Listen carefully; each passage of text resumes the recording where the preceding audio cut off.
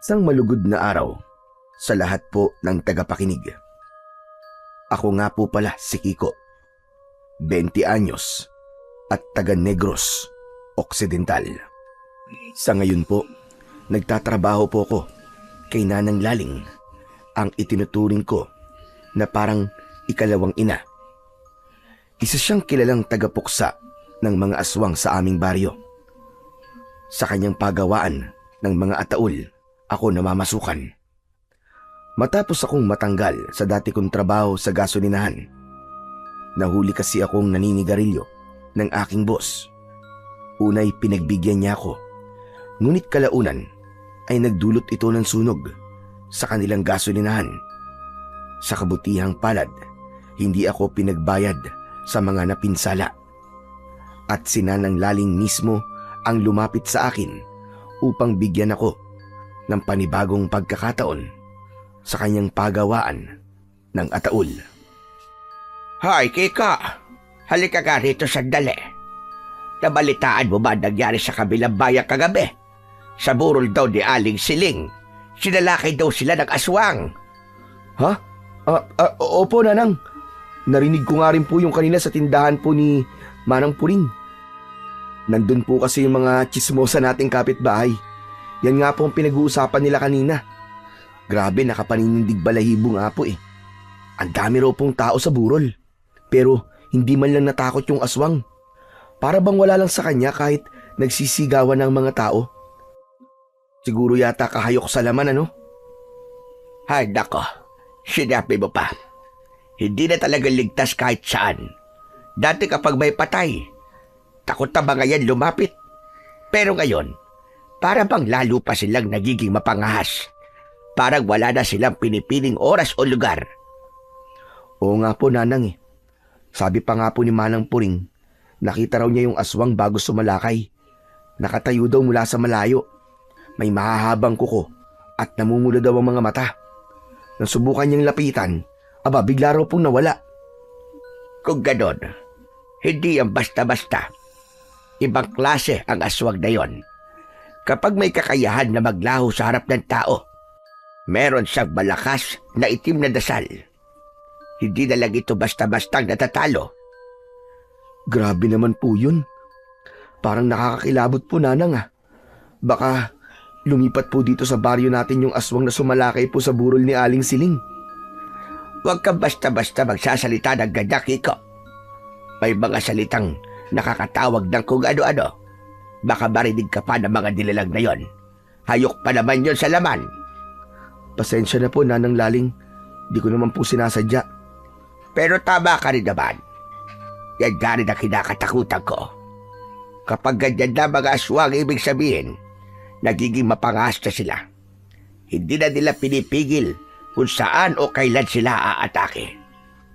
Grabe po, no? Sabi po ng mga taga ron, may ilan daw po na sugatan at may batang bigla pong nawala sa gitna ng kaguluhan. Hindi raw po nakatakbo eh. Abay, hindi na ito biro. Matagal na rin akong hindi nakakatanggap ng ganitong balita. Sa palagay ko, Kiko, kailangan natin maganda. Baka hindi magtagal, ay dito naman sila sumalakay sa atin. Kung kailangan niyo po ng tulong, nandito lang naman po ako. Hindi man po ako kasing galing niyo. Kaya ko naman pong gumamit ng 2x2 para panghampas sa kanila. Alam mo, kaya ka nasibak sa trabaho mo sa gasolinahan? Hindi dahil malas ka, kundi dahil para ka talaga sa ganitong uri ng gawain, Kiko. Dito nakalaan ang buhay mo. Kaya nga nilapitan kita, kasi ramdam ko na pareho tayo ng gusto. Naku, Nanang, nung una mo nga po akong isinama sa pakikipaglaban sa aswang, akala ko biro lang eh. Akala ko kwento-kwento lang ng matatanda para takutin ng mga bata. Pero nang ako na mismo nakakita, Diyos ko po, hindi ko alam kung matatakot ako o hindi maniniwala sa nakita ko. Parang binabangungot ako nun eh. Natural lang niya, Kiko. Lahat naman sa unang beses ay nakakatakot. Lalo na kung buhay nang nakataya. Pero tandaan mo, hindi lahat ng tao ay binibigyan ng kakayahang makakita at lumaban sa kasamaan. Ibig sabihin, may misyon ka. Malay mo, ikaw ang pumalit sa akin kapag wala na ako. Sinanang talaga oh. Kung ano-anong pinagsasabi. Ang lakas niyo pa po kaya. Malakas pa ako, Kiko. Pero hindi naman paghabang buhay ang lakas ko. Kaya nga, nagpapasalamat ako na nandito ka.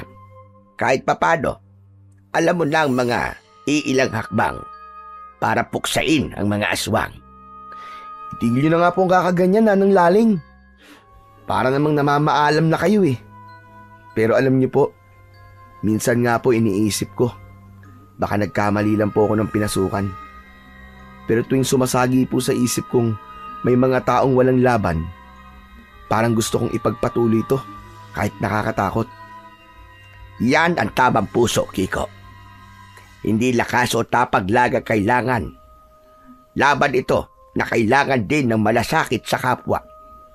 Dahil kapag puso na ang pinairal mo, kahit ang pinakamatinding nilalang ng dilim ay matitinag din. Nanang, minsan nga po ay napapatanong ako sa sarili ko kung hanggang kailan natin to gagawin. Hindi po ba kayo napapagod? Napapagod din naman ako, Kiko. Pero hindi ako pwedeng tumigil hanggat may inosenteng nabibiktima.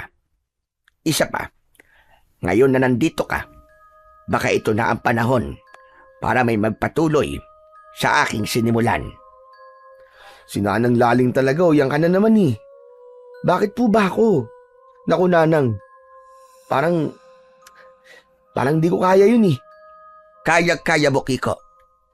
Bawat sugat at bawat takot ay patunay na hindi basta-basta sumusuko ang isang tao. Tandaan mo, hindi ka na basta trabahador sa paggawaan ng ataon na ito. Isa ka ng tagapagtanggol ng baryo. Naku kinakamatis na po ang tenga ko sa papuri nyo, pero salamat po Nanang. Hindi ko man po alam ang lahat, pero pangako ko po, hindi ko po kayo bibiguin. Lalaban ako para sa baryo at para sa mga taong umaasa sa atin. Yan ang gusto ko sa iyo, Kiko. Gaya ka rin ng tatay mo. Kung hindi lang talaga namatay yun ng dahil sa aswang, baka siya nakatuwang ko ngayon sa pagpuksa ng mga halimaw na ito.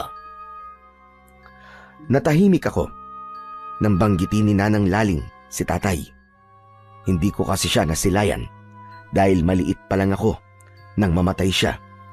Sabi ng iilan, ipinapanganak daw ako nang biglang may malakas na kalabog sa bubungan namin. Binubutas na raw ng aswang ang bubong. Balak daw akong kunin, pero nakipaglaban si tatay. Natalo niya ang aswang, pero bago ito tuluyang tumakas, ibinaon daw nito ang mahaba at matalim nitong kuko sa leeg ni tatay. Sa talim daw ng kuko nito, napugot ang ulo ng tatay ko. Akala ko dati, gawa-gawa lang nila yon para hindi na ako mangulit na malaman kung anong nangyari sa pagkawala ni tatay. Pero simula nang lumaki ako, ramdam kong parang may distansya si mama sa akin. Siguro dahil ako ang paalala sa kanya ng pagkawala ni tatay. Oh, bakit parang natahimik ka dyan, Kiko? Para ka biglang nawala sa sarili ah. Ha? Wala naman po Nanang. Naisip ko lang po na siguro kung hindi po namatay si tatay dahil sa mga aswang, baka mas maayos po ang pakikitungo sa akin ni mama. Baka hindi siya laging malamig at tahimik kapag ako ang kasama niya. Minsan nga po pakiramdam ko, ayaw po niya sa akin eh. Ay nako, Kiko, wag mong dibdibin yan.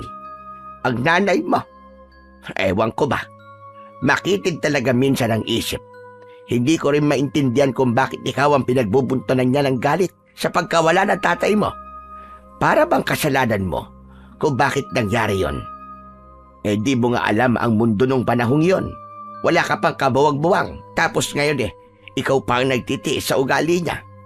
Hindi tama yung Kiko. Kahit na nga po anong gawin ko, parang wala pa rin siyang nakikitang tama sa akin eh. Kahit anong tulong ang gawin ko para sa kanya, lagi pa rin akong mali. Hay nako, ganyan talaga siguro kapag masyadong mabigat ang dinadala. Hindi pa rin siya nakakawala sa sakit ng pagkawala ng tatay mo. Pero tandaan mo, hindi kasalanan yon. Sa totoo lang, ikaw pa nga ang tanging alaala niya sa lalaking minahal niya noon. Kaya sana balang araw, matutunan ka rin niyang pakisamahan ng maayos. Mukha namang mahal ka ng nanay mo eh. Sadyang hindi lang niya matanggap ang nangyari dati. Hayaan niyo na po, Nanang. Ganun talaga siguro eh. Matagal ko na rin namang tinanggap na ganun talaga si Mama. Hay nako, hindi dapat ganyan. Hindi ka naman masamang anak. Hayaan mo. Minsan isang araw kakausapin ko nanay mo. Sasabihin ko sa kanya na tratuhin ka naman ng tama. Yung tipong mararamdaman mo na may ina ka. Hindi mo kailangan palaging tiisin yan. Ay nako, Diyos ko. At sarap regaluhan ng nanay mo ng ataol at ipasok siya roon ang buhay. Gigil na gigil ako sa kanya. Nanang naman, huwag naman po ganun. Nanay ko pa rin yun. Basta. Kakausapin ko yon at isang maling salita lang niya tungkol sa iyo. Hahambalusin ko talaga sa nito tungkod ko. Naku, wag na po, Nanang. Malaki na po ako. Marunong na po akong umintindi. Siguro, mas mabuti na rin po yung ganito. Hayaan na lang natin siya. Ayoko na pong dagdagan pa ang bigat ng loob niya. Pero Kiko, hindi mo na makasalanan ang nangyari doon. Hindi ka dapat ituring na parang wala kang halaga. Kung ako nga lang ang masusunod, at kung ako nanay mo, baka araw-araw kitang ipagluluto ng masasarap na pagkain at ng paborito mo para lamang maramdaman mo na may nagmamahal sa'yo na isang ina. Salamat po, Nanang ha. Kahit papaano po, nararamdaman ko pong may nag-aalala para sa akin. Ewan ko ba riyan sa nanay mo? Masyadong manhid. Intindihin na lang po natin si Mama. Saka minsan naman lumalambing naman siya sa akin. Kapag may kailangan nga lang. At kapag may pera akong ibinibigay. Lalo na kapag may pangmadyong siya. Nagiging masaya naman siya. Pinakikisamahan niya ako. Ay, nako Kiko. Hindi ko alam kung matatawa ba ako o maaawa sa'yo. Pero tandaan mo anak, hindi mo kailangan bilhin ang pagmamahal ng kahit na sino. Lalo na ng nanay mo. Darating din ang araw. Marirealize din niya kung gaano kabuti ang anak na meron siya. Sana nga po, Nanang. Pero sa ngayon, ayos na po akong ganito. Basta nandiyan pa rin kayo sa akin. Sapat na po yun. Abay, syempre naman, Kiko. Hanggat kaya ko, hindi kita pababayaan. Kung ganun po, wag na lang po natin pagtuunan ng pansin si Mama. Mabuti pa po't. Halina po kayo. Tara na po, Nanang. Kain na po tayo ng tanghalian. Niluto ko po yung paborito niyong ginisang ampalaya. Nilagyan ko rin po ng itlog. Mauna ka na, Kiko. Busog pa ako. Kaninang umaga maaga akong gumising para maglaga ng saging. Yun na rin naman ang almusal ko at hanggang tanghalian na ito. Pero sige, titikman ko mamaya yan. Baka masarap ang luto mo ngayon. Sige po. Huwag niyo pong palalampasin, Nanang ha. Sayang naman po ang pagod ko. Oo na. Kahit walang lasa ang mga niluluto mo. Pero teka nga pala. Naalala ko yung itim na ahas na pinaalagaan ko. Mataba na ba yon? Opo, Nanang. Mataba na po at parang mas maamo na po. Hindi na po kagaya dati na panay po ang sirit na para pong manunuklaw. Kapag nilalapitan ko po, umiikot lang po sa kahoy at nakatingin sa akin. Magaling. Ibig sabihin, nasasanay na talaga yon sa presensya mo. Malakas talaga ang loob mo, Kiko. Isang bagay kung kaya madali nating natatalo ang mga aswang tuwing nakikipaglaban tayo sa kanila. Hindi lahat ng tao kayang lumapit sa ganong hayop nang walang takot. Lalo na at makabandag yon. Nakakatakot naman po talaga eh. Nakasanayan ko na lang din po. Lalo na at ako po nagpapakain araw-araw. Magaling, magaling. Kung ganon, matapos mo sa trabaho mamaya, dalhin mo agad siya sa akin. Doon sa silid ng ritual. May kailangan akong gawin ngayong gabi. Mahalaga yun, Kiko. Sa silid po ng ritual, Nanang? Oo, huwag kang matatakot, Kiko. Basta gawin mo lang ang inuutos ko. At huwag ka nang magtatanong pa. May dahilan kung bakit kailangan ko ang ahas na yon ngayong gabi. Opo, Nanang Laling. Pagkatapos ko po sa trabaho mamaya, dadaling ko po kagad sa inyo. Sige. At Kiko, saka pala, siguraduhin mong walang ibang makakakita ha. Ayokong may makakaalam ng gagawin ko. Opo, Nanang. Ako lang po magdadala. Sige na, kumain ka na. Kailangan mong malakas mamayang gabi. At may lalakarin tayo. Saka pala, dalhin mo sa akin ang ahas sa pagpatak ng 6:00 ng gabi. Opo, Nanang Laling. Iniwan ko muna si Nanang Laling para kumain ng tanghalian. Pagkatapos kumain, bumalik ako sa trabaho sa pagawaan ng ataul. Maghapon akong nagliya at nagbuhat ng kahoy hanggang sa mag-5 na ng hapon. Isa-isa nang nagsiuwian ang mga kasamahan ko, kaya nagpasya na rin akong mag-ayos na. Katabi lang din ng pagawaan ng ataul ang bahay ni Nanang Laling. Naalala ko ang bili niya tungkol sa itim na ahas. Nadalhin ito sa kanya pagpatak ng 6:00 ng gabi. Kaya pumunta ako sa likod ng bahay niya at marang binuksan ang kulungang pinaglalagyan ito. Gumapang palabas ang ahas. Mataba na ito, hindi gaya ng dinala ito ni Nanang Laling. Kumikintab din ang itim na balat nito. Kinuha ko ang ahas ng maingat at nilagay sa bayong, gaya ng sinabi ni Nanang. Pagsapit ng 6:00 ng gabi, dinala ko na ito sa silid kung saan siya madalas nagsasagawa ng ritual. Pagbukas ko ng pinto, bumungad sa akin ang amoy ng insenso at kandila. Nakita ko si Nanang Laling. Nakaluhod siya at nakapikit ang mga mata habang nakaharap sa insenso. At tila may inuusal na dasal na hindi ko maintindihan. Kiko, halika rito. Sabayan mo ko sa pag-usal na dasal. Ano naman po ang dasal na dadasalin ko, Nanang Laling? Wala naman po akong alam sa mga inuusal niyong dasal eh. Baka po magkamali lang ako. Oo nga pala. Hindi pa nga pala kita naturuan ng mga dasal at orasyon ko para sa mga aswang. Sayang, dapat matagal na kitang nasanay. Saglit lang, kukunin ko muna ang aking aklat ng kaalaman. Tumayo si Nanang Laling at dahan-dahang naglakad patungo sa lumang aparador. Maingat niyang binuksan ang pintuan nito. Mula sa loob ng aparador, kinuha niya ang isang itim at lumang libro na may nakasulat na mga simbolo ng baybayin sa takip. Makapal ang libro. Hindi ako sigurado, pero palagay ko ang takip nito ay gawa sa balat ng isang hayop. Bahagyan na rin itong nababalot ng alikabok para bang matagal nang hindi nagagamit. Aklat ng kaalaman, Nanang? Ano naman po yun? Ito, Kiko. Ito ang aklat ng mga dasal at orasyon para sa mga aswang. Ang mga salita sa loob nito ay mga salitang ipinasa at isinulat ng mga kanununuan namin. Dito nakasulat ang mga panalangin na kayang magpahina sa mga aswang.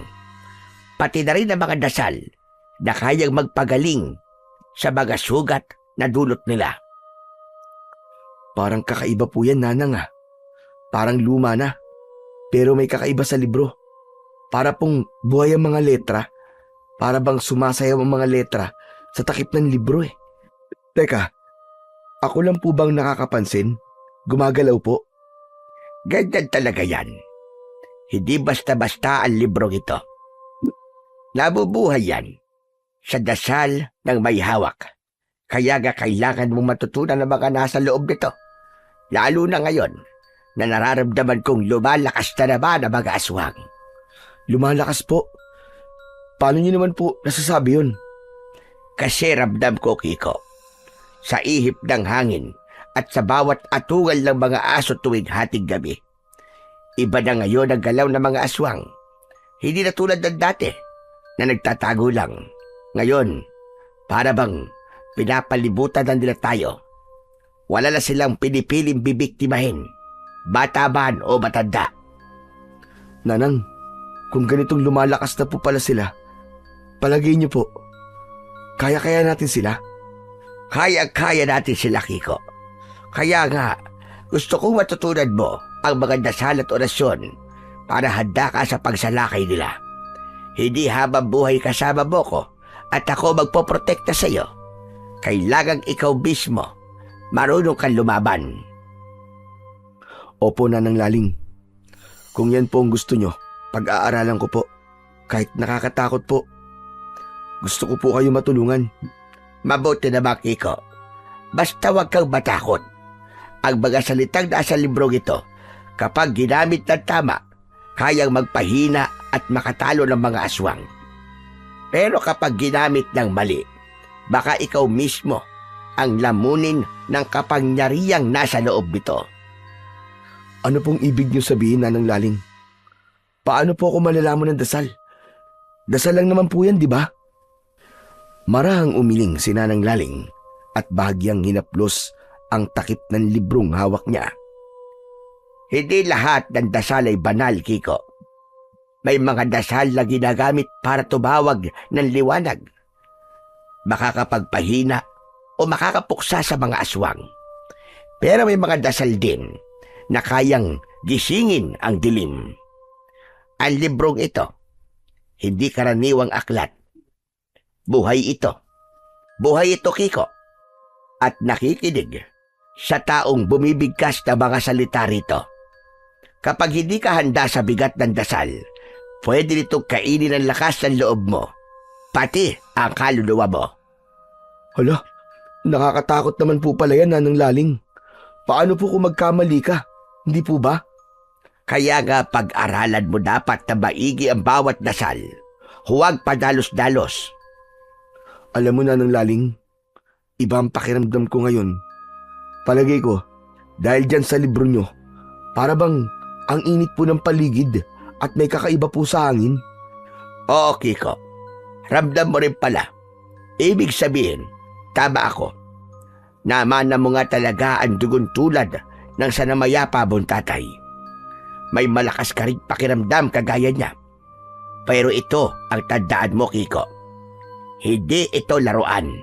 Ang bawat salitang bibigkasin mo, may kapalit.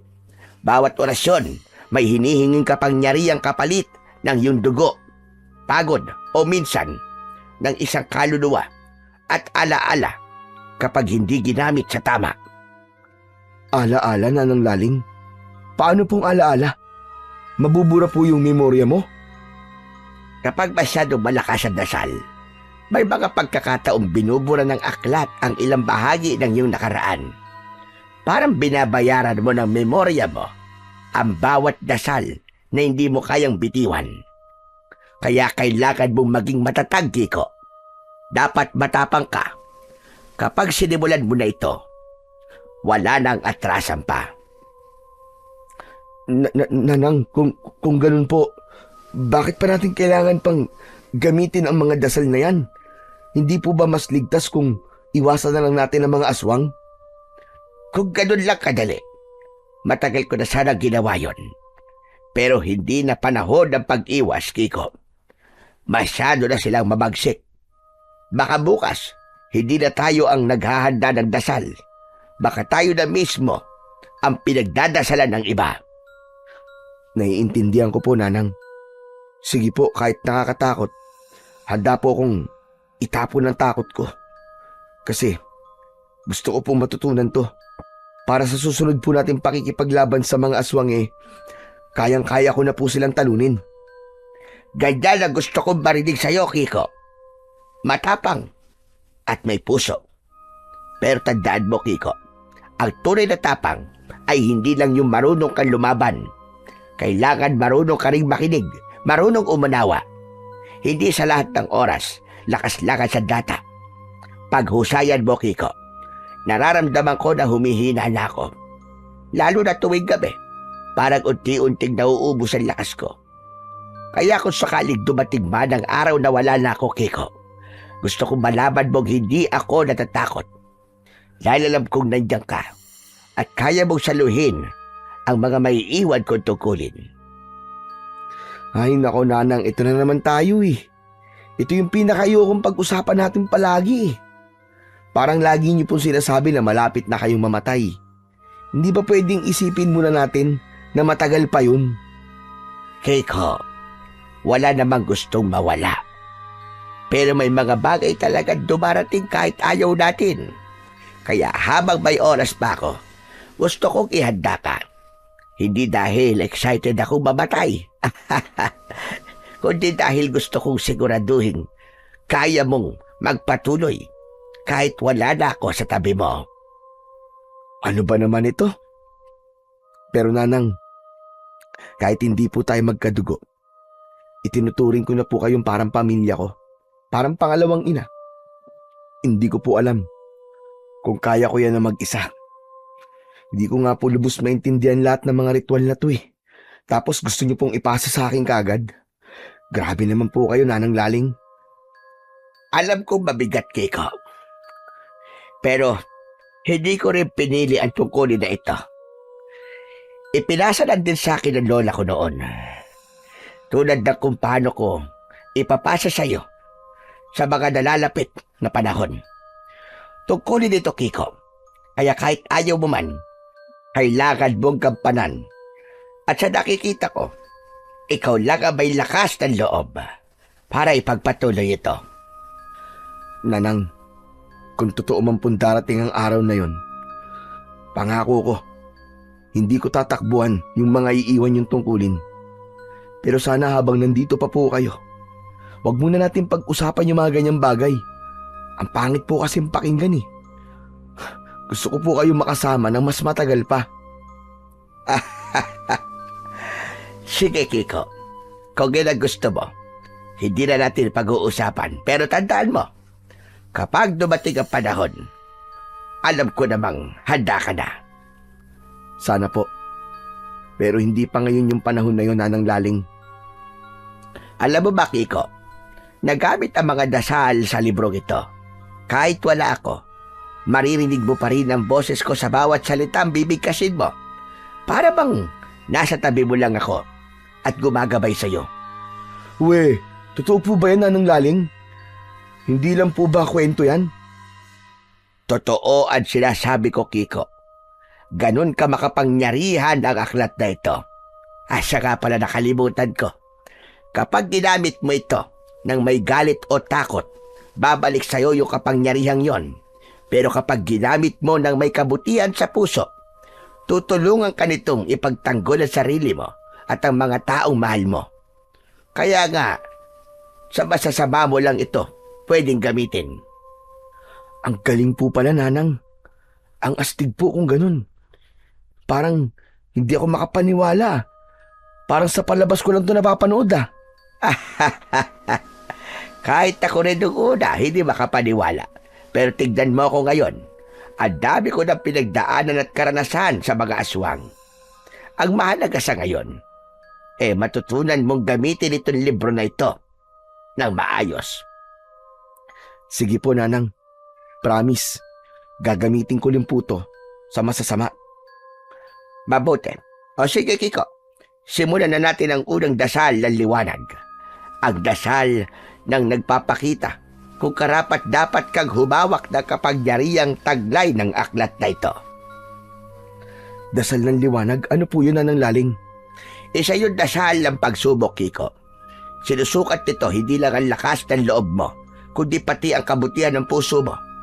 Kasi tandaan mo, ang dasal ng liwanag, hindi yan tumatalab sa mga pusong marumi o puno ng galit. Paano ko naman po malalaman kung karapat-dapat nga ako? Kinuha ni Nanang Laling ang maliit na patalim sa kanyang tabi. Sa kanya ito binulungan ng kung anong salita. Simple lang, Kiko. Susugatan ko ang iyong palad. Isang maliit na hiwa lang. At kung totoo talaga ang loob mo, Kung malinis ang iyong hangarin, maghihilom yan gamit ang unang dasal sa aklat. Ganun po ba? Sige po, Nanang. Gagawin ko. Kahit nakakatakot. Huwag kang matakot, Kiko. Ang sakit na mararamdaman mo ay saglit lang. Pero ang matutunan mo ay panghabang buhay. Handa ka na ba? Opo. Handa na po ako, Nanang Laling. Magaling. Tandaan mo lang, habang binabasa mo ang dasal, isipin mo lang ang liwanag. Huwag kang bibitaw sa paniniwala mo. Kahit maramdaman mong dumadaloy ang init sa sugat mo, doon malalaman kung tunay kang anak ng liwanag o ng dilim. Pero tandaan mo rin, kapag nasimulan na, wala nang atrasan. Hindi ka na basta-basta magiging karaniwang tao. Opo, Nanang Laling. Handa na po ako. Bumuntong hininga ko nang sugatan ni Nanang Laling ang palad ko. Ramdam ko ang hapdi habang dahan-dahan niyang pinapatak ang dugo ko sa takip ng itim na libro. Pagkatapos ay inutusan niya akong buksan ito. Pagbukas ko ng libro, bigla kong naramdaman ang matinding init na parang nasa loob ako ng lutuan. Gusto ko nang bitiwan, pero naalala ko ang bilin ni Nanang na wag akong bibitaw kahit na anong mangyari, kaya pinilit ko na magpatuloy. Binasa ko ang mga salitang nakasulat sa baybayin, kahit hindi ko alam kung paano ko yun magagawa. Habang binibigkas ko ang mga salita, may malamig na hangin na dumaan, tapos biglang may liwanag na lumabas mula sa sugat ko. Nasilaw ako sa sobrang liwanag, pero nang unti-unti itong nawala, napansin kong wala na rin ang sugat ko at tuluyang naghilom sa palad ko. Nakangiti si Nanang Laling at ako naman ay natulala sa gulat. Hindi ko akalaing magagawa ko yon. Sabi ko na sa iyo, kagaya ka kita, Kiko. May dugo ka ng liwanag. Nanang Laling, tapos na po ba? Anong tapos? Nagsisimula pa lang tayo. Ano po sunod na gagawin? Kinuha ni Nanang Laling ang isang malaking kawa na nasa sulok ng silid. Sa loob nito ay may mga uling at piraso ng kahoy. Maingat niyang inilagay sa gitna ng sahig. Saka sinindihan. Ilang saglit lang, nagliyab ang apoy at kumalat ang mainit na liwanag sa buong silid. Kumuha rin siya ng baso at itinabi ito sa kawa. Maging ang patalim, ginamit niya kanina panghiwa sa palad ko. Kunin mo ang itim na ahas sa bayong na pinaglagyan mo. Nanang Laling, kinakabahan po ako sa inyo. Ano pong gagawin niyo? Magtiwala ka lang sa akin, Kiko. Alam ko ang ginagawa ko. Nanginginig ang kamay ko nang inabot ko ang bayong na sisidlan ng itim na ahas. Dahan-dahang binuksan yun ni Nanang Laling at maingat niyang hinawakan sa ulo ang gumagalaw pang ahas. Ilang sandali lang, kinuha niya ang kutsilyong nasa tabi at nang walang alinlangang mabilis niyang hiniwa ang ulo nito. Napasinghap ako sa gulat habang ang ulo ng ahas ay hinagis niya sa nagliliyab na apoy sa kawa. Umalingasaw ang amoy ng nasusunog na balat nito. Kinuha naman ni Nanang Laling ang isang baso at sinahod doon ang tumutulong dugo ng ahas. Nang tuluyang maubos ang dugo, isinunod niyang itapon sa apoy ang katawan ng hayop. Matapos yun, itinaas niya ang baso. Parang may dasal siyang binubulong. Sa kanya, pinaikot-ikot ang baso sa apoy bago niya dahan-dahang ininom ang dugo ng ahas. Napatitig na lang ako, hindi makapaniwala sa aking nasaksihan. Nanang Laling, kadiri ka naman. Bakit niyo po ininom ang dugo ng ahas na yun? Hindi ka man lang ba ng diri? Paano kung may kamandag pala yun? Baka mamaya bigla kang tumirik. Hindi ka nga namatay sa pagpuksa sa mga aswang, pero mamamatay ka naman sa kamandag ng ahas. Hay nako, Kiko, huwag kang ang kabahan. Ikaw talaga bata ka, oo. Sinabi ko na sa'yo na alam ko ang ginagawa ko. Kaya manood ka lang at magtiwala. Paano naman po kung hindi kakabahan ng laling kanina lang? Boy pa yung ahas. Ngayon, iniinom niyo ng dugo na parang tubig. May dahilan ang lahat ng ginagawa ko, Kiko. Hindi ako basta lang umiinom ng dugo nang walang dahilan. Ang dugo ng ahas na yan ang isa sa mga sinaunang sangkap ng ritual ng pagpapalakas at paghahanda. Ritual ng pagpapalakas. Bakit hindi na lang po gatas o gamot o kahit sabaw ng manok ang ininom nyo? Bakit kailangan dugo pa ng ahas? Kung pampalakas lang pala, di sana uminom na lang kayo ng vitamins. Yan, walang kasiguraduhan yan . Palabiro ka talaga, Kiko. Hindi po ako nagbibiro na nang laling, seryoso po ako. Kung ganun lang sana kadali. Gaya ng iniisip mo baka matagal nang nawala ang mga aswang sa mundo. Pero ang pakikipaglaban sa kanila, hindi lang lakas na katawan na kailangan. Kailangan mo ring linisin ang kaloob-looban mo, ang isipan mo, at sa dugo ng ahas naroon ang kapangyarihang yon. Ano naman pong kinalaman ng dugo ng ahas sa paglilinis po ng loob? Ang alam ko po sa ahas tuso yan, mapanganib, at puro kamandag. Tama ka riyan. Tuso at mapanganib nga sila. Pero may hindi alam ang karamihan. Ang ahas, Kiko, ay simbolo rin ng pagbabagong buhay. Bawat taon, kapag nakita mo ang ahas sa gubat, mapapansin mong naglalagas sila ng balat. Ibig sabihin, marunong silang magpalit, magbagong buhay. Kaya sa mga sinaunang manggagamot at tagapangalaga ng liwanag, ang dugo ng ahas, maging ang pinagbalatan nila, ay itinuturing na panibagong lakas, hindi lang sa katawan, kundi pati na rin sa kaluluwa. Pero Nanang, hindi ka po ba natatakot? Mamaya kung anong mangyari sa inyo. Hindi po ba't napulot niyo lang po ang ahas na yun sa gubat? Mamaya may sumpa pala yun. May sumpa nga ito. Pero ang sumpa na yon ay para lamang sa mga taong marumi ang puso. Hindi ko iinumin kung hindi ako sigurado sa sarili ko, Kiko. Alam ko ang ginagawa ko. Bago pa ako maging tagapangalaga ng mga dasal at orasyon, sinubok din ako ng mga ninuno ko. Hala, mga ninuno mo? Paano po? Ang dugo ng ahas ay banal sa lahi namin.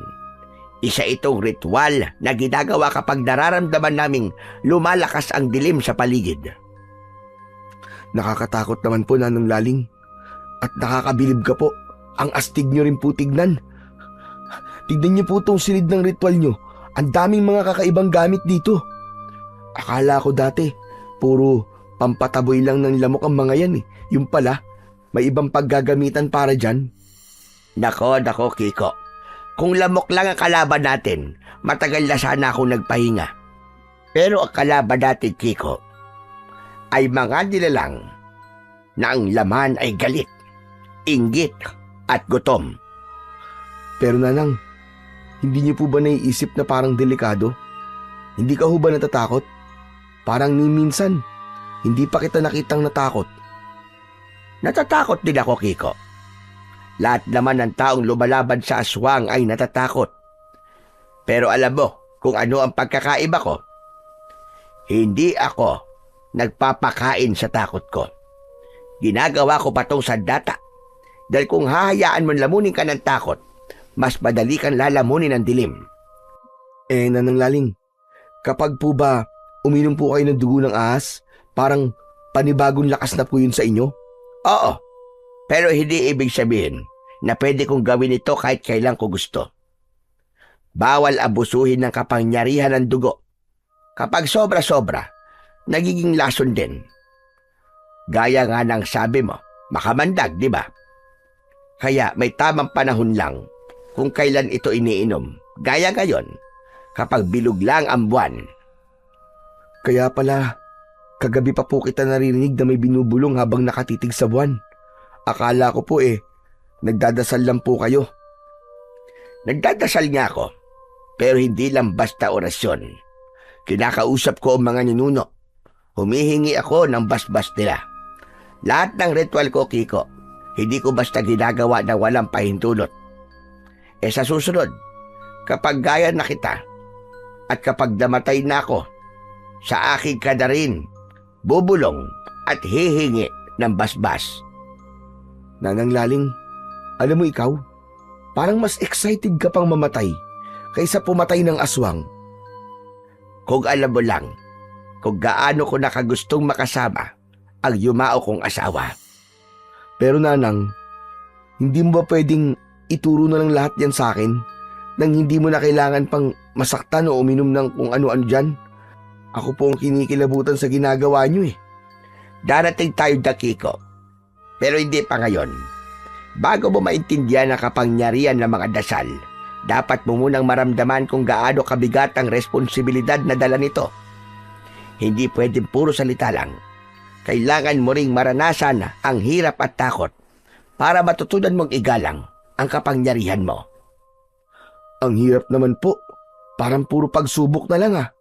Ganyan talaga ang landas ng mga tagapangalaga. Ano po ba yung una niyong naramdaman nung una kong uminom ng dugo ng ahas? Ang unang beses akala ko mabamatay ako. Mainit, parang sinusunog ang lalamunan ko. Lahat ng laman ko parang nilalamo ng apoy.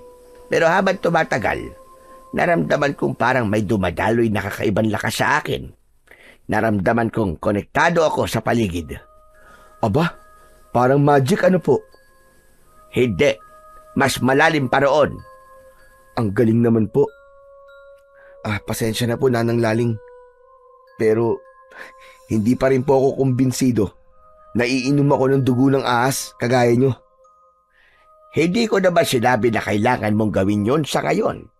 Darating ang panahon, kapag naramdaman mong kailangan mo ng lakas na higit pa sa lakas mo ngayon, saka mo maiintindihan kung bakit ko to ginagawa. Kadiri naman po kasi. Biruin nyo dugo ng ahas, tapos parang tubig lang sa inyo. Hindi ka maniniwala. Nung panahon ng mga ninuno namin, ang mga dating tagapuksa ng aswang ay hindi dugo ng ahas ang iniinom. Dugo mismo ng mga napaslang nilang aswang ang kanilang iniinom. Ha? Ano po? Dugo ng aswang? Aba, grabe naman po yun. Paano nila nagagawang lunukin yun? Hindi ba sila nasusuka o natatakot? Oo, nakakadirig ang pakinggan. Pero ganun talaga, iho. Hindi yun basta ritual lang nila.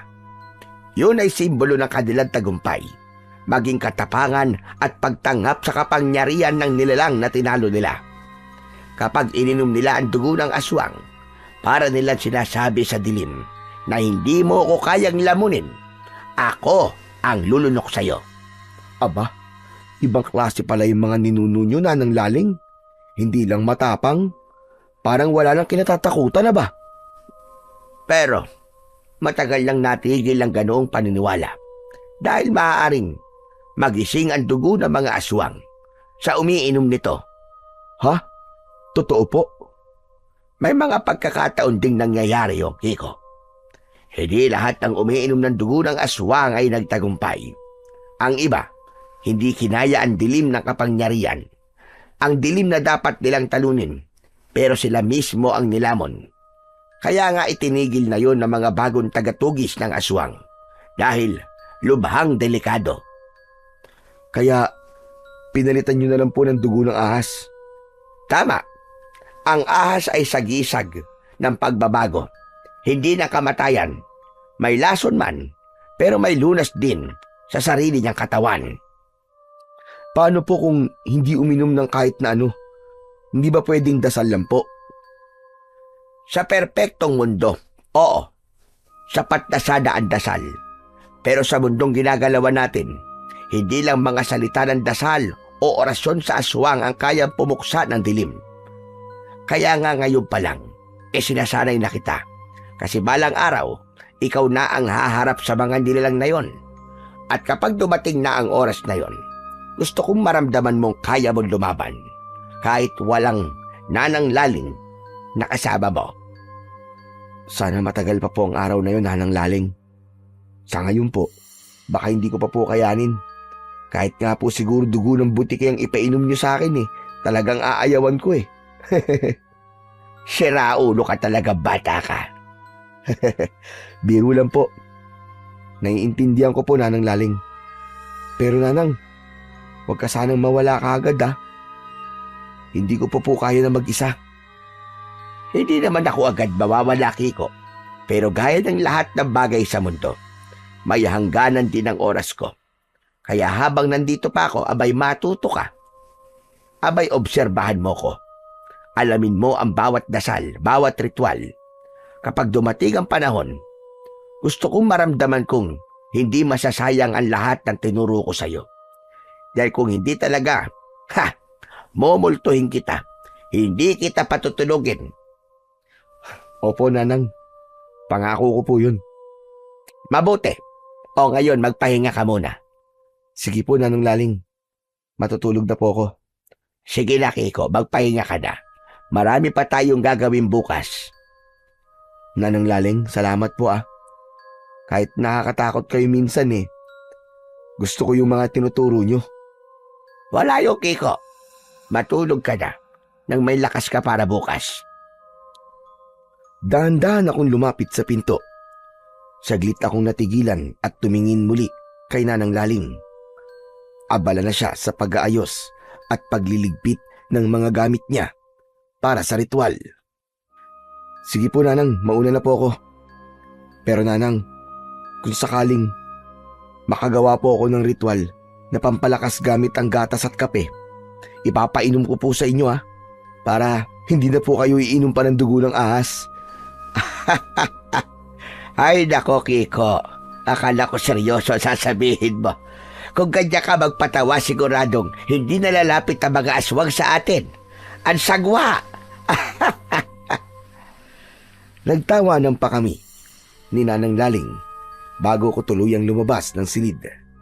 Pagdating ko sa kawayang higaan, humiga ako kagad pero hindi pa rin mapakali ang isipan ko sa mga sinabi niya. Paulit-ulit kong naiisip kung paano ko nagawang pagalingin ang sugat sa kamay ko gamit lang ang dasal niya. Hanggang ngayon, parang panaginip pa rin sa akin na ako raw ang papalit sa kanya bilang tagapuksa ng mga aswang kapag wala na siya. Ang bigat pakinggan ng tungkulin na yon. Parang hindi ko kakayanin, pero kung sakaling dumating ang araw na kailangan ko talagang harapin yon, handa akong subukan.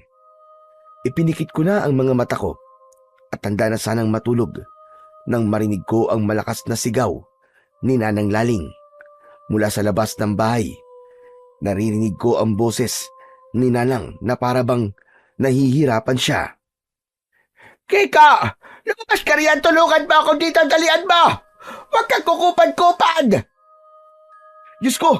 Ano po ba nangyayari, Nanang? Bilisan mo! Huwag kang lalabya-labya riyan! Dalhin mo yung itak sa tabi ng pinto! Agad akong tumakbo palabas. Halos madulas pa sa sahig. Pagbukas ko ng pinto, sumalubong sa akin ang nakakabinging ungol ng isang hayop. Napahinto ako para bang tumigil ang oras sa nakakatakot nitong muka.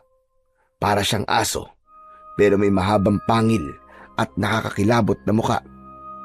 Sa harap ko, si Nanang Laling, nakahandusay sa lupa. Dinadaganan siya ng isang dambuhalang aso. Itim na itim ang balat nito. Ang mata nito'y mapula at alam kong hindi yun simpleng aso lang. Diyos ko, ano yan? Hindi yan normal na aso Huwag kang tititig sa mga mata niya, Kiko. Bilisan mo yung itak! Dalhin mo rito! Nanginginig akong tumakbo. Kinuha ko ang lumang itak sa tabi ng dingding ng pintuan ni Nanang Laling. Halos mabitiwan ko yun sa panginginig ng kamay ko. Kahit ilang ulit na kaming lumalaban sa mga aswang, hindi ko pa rin napigilan ang hindi matakot at manginig tuwing ginagawa namin to. Heto na po, Nanang Laling! Ihagis mo sa akin! Bilisan mo!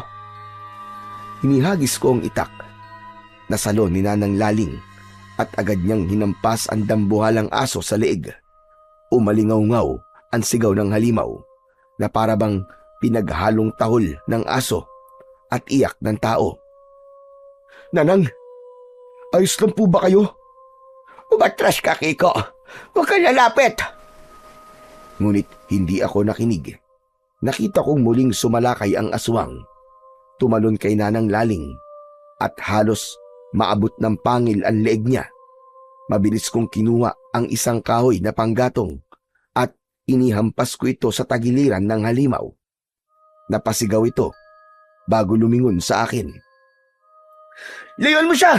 Ako ang kalabanin mo, aswang ka! Tumalikod sa akin ang aswang. Kalaunan ay umalulong ito at nang huminto siya sa pag-alulong, unti-unting nagbago ang kanyang anyo. Mula sa parang aso ay dahan-dahang naging parang tao, pero hubad ang katawan. Nababalot rin ng itim na balahibo sa ilang bahagi at may mga kuko siyang matutulis at matatalim. At ang kanyang mga mata ay pulang-pula. Diyos ko, anong klaseng tao yan? Hindi yan tao, Kiko. Isa siyang aswang. Muling sumugod ang nilalang. Ngayon sa akin naman, sinubukan niya akong sunggaban. Napahinto ako sa takot. Nanginginig ang katawan ko. Pero bago pa man ako matumba, nakita ko si Nanang Laling na mabilis na tumayo. Hawak ang itak at mabilis niyang inundayan sa balikat ang halimaw.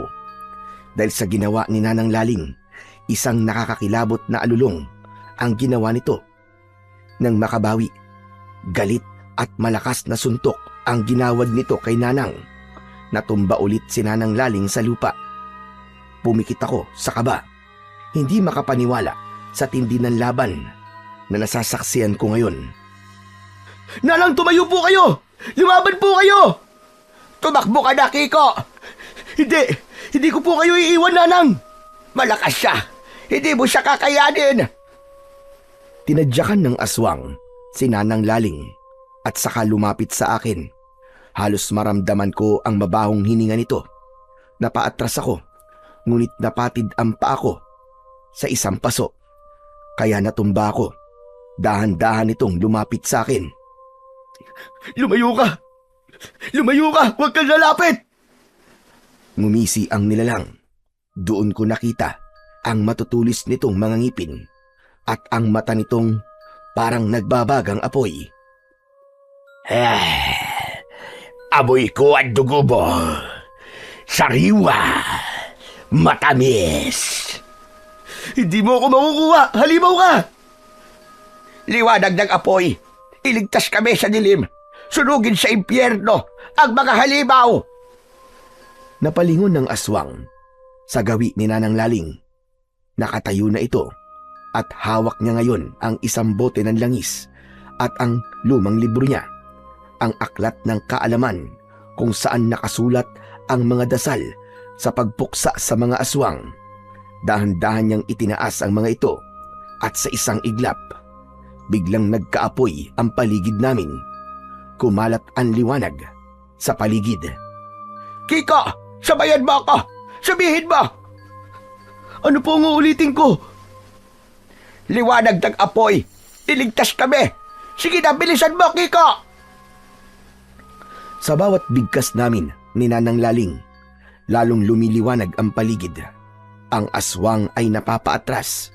Kahit nagpipilit siyang lumapit, parang itinataboy siya ng hindi nakikitang puwersa. Hindi niyo ako mapipigilan. Ang dugo ng tagapuksa ay amin. Babalik ako! Ako ba ang tinutukoy niya, Nanang? Oo, Kiko. Ikaw ang pakay niya. Kaya kailangan mo lumaban. Hawakan mo itong itak at huwag kang bibitiw. Kinuha ni Nanang Laling ang itak at iniabot sa akin. Pero bago niya ito ibigay pabalik, dahan-dahan niyang sinugatan ang palad ko. Ang dugo ay tumulo sa bakal ng itak at maingat niyang ikinalat ito. Parang may kakaibang enerhiya akong naramdaman sa ginawa na yon ni Nanang Laling. Sigurado kung isang hampas mo lang yan sa halimaw, mapapasigaw na siya sa sakit. Lalo at may dugong liwanag na yan. Sige po. Hoy, aswang! Kung gusto mong dugo ko, halika! Kunin mo! Muling sumugod ang aswang sa akin. Mabilis at mabangis ang galaw nito na para bang kapag nahuli niya ako, talagang lalasug-lasugin niya ako. Pakiramdam ko nga ng mga sandaling yon. Parang bawat hakbang niya ay yumayanig ang lupa sa paligid. Sige! Sumugod ka pa! Akala mo matatakot kami sa'yo? Kahit gaano ka pa kapangit, ay hindi mo ako masisindak! Tumayo ako ng matuwid. Kahit pa kinakabahan ako, maigpit kong hinawakan ang itak. Saka ko ito sinubukang patamaan ng saksak sa katawan. Pero mabilis itong nakailag at sa sobrang lakas ng suntok nito, natamaan ako sa balikat ng matulis nitong kuko.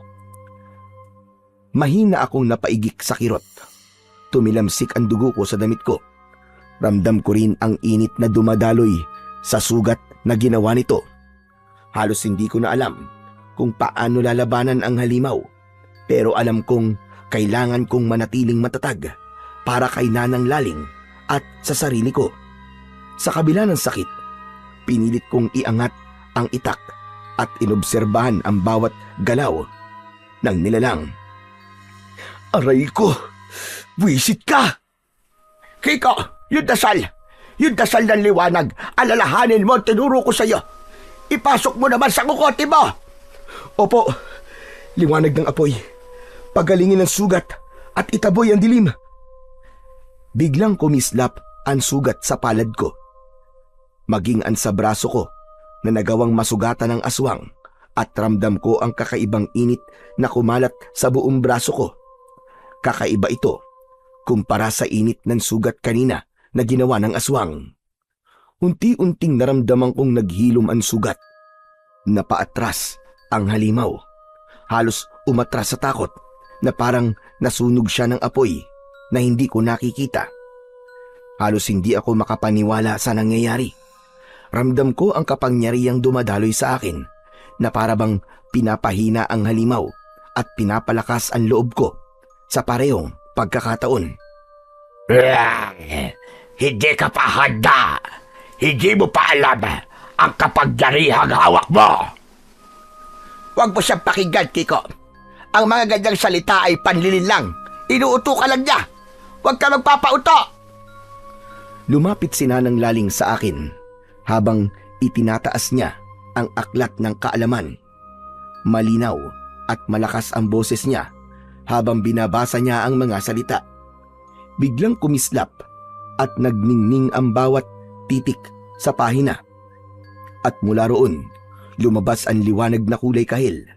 Kumalat yon sa buong paligid at binalot ng liwanag ang lahat. Pumalibot ito sa amin. Ramdam ko ang init at lakas na dala ng liwanag na yon at napansin kong napaatras muli ang halimaw. Tila natatakot at pinipilit na lumayo sa liwanag na yon. Sa ngalan ng mga tagapangalaga ng liwanag, isumpa ka sa lupaig ito! Napasigaw ang aswang. Napahandusay at nagpaikot-ikot ito sa lupa habang unti-unting nagiging abo. Ngunit bago tuluyang matunaw, lumingon pa ito sa akin. Hindi dito nagtatapos, bata! Hahanapin ka nila! Lahat kayo! Unti-unti nang naging abo ang aswang. Pareho kami ni Nanang Laling na hingal at pagod. Pawis na pawis at ramdamang bigat ng laban sa aming mga katawan. Tahimik kaming nakatingin sa paligid. Ramdam namin ang katahimikan, ngunit alam naming hindi pa tapos ang panganib na maaaring bumalik. Napabuntong hininga na lang ako habang pilit naming pinoproseso ang lahat ng nangyari sa gabing yon.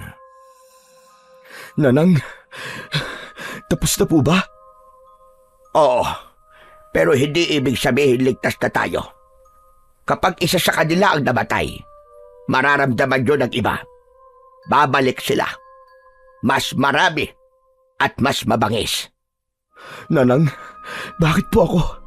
Bakit ako po ang hinahanap nila? Dahil ikaw ang may dalang liwanag, Kiko. Hindi mo pa alam, pero simula pa lang ito ng tungkulin mo. Lalo at alam na nilang ikaw ang gusto kong pumalit sa akin. Pakiramdam ko po, hindi ko to kaya kung wala ho kayo. Nakakapanghina ng tuhod. Kanina nga po, muntik na po akong tumakbo eh. Nasasabi mo yan kasi wala na ang aswang. Pero kanina, tignan mo ang husay mo na makipaglaban, Kiko. Umpisa pa lang iyon. Marami pang mangyayari. Nanang Laling, yung sinabi po ng aswang, totoo po ba yun?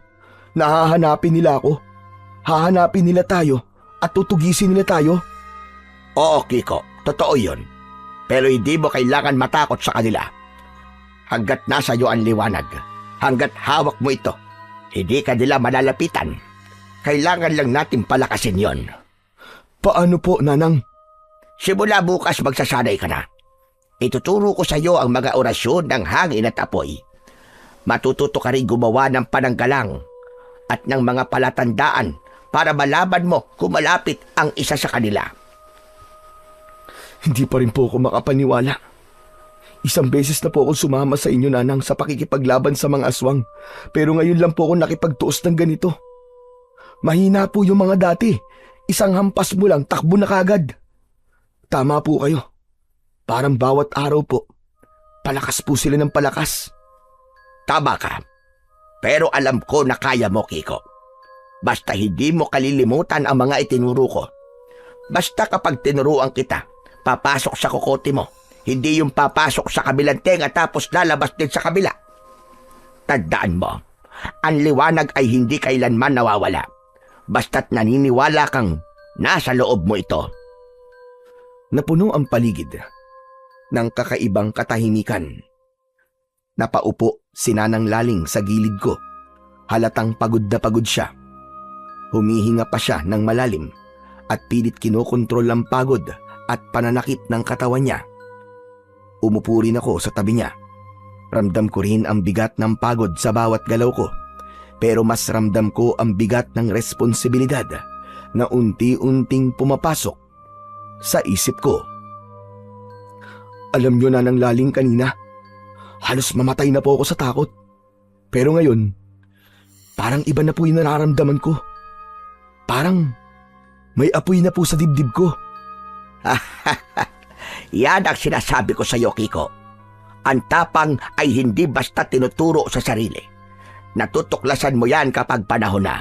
At ngayong gabi, napatunayan mong isa ka na sa amin. Nanang Laling, kung babalik sila, lalaban tayo. Kayang-kaya natin sila. Ako pa ba? Bukod sa gwapo na, malakas pa.